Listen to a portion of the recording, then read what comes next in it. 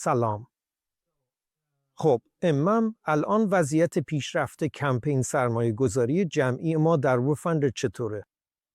در حال حاضر ما به تازگی به اولین هدف $50,000 رسیدیم، یعنی $50,000.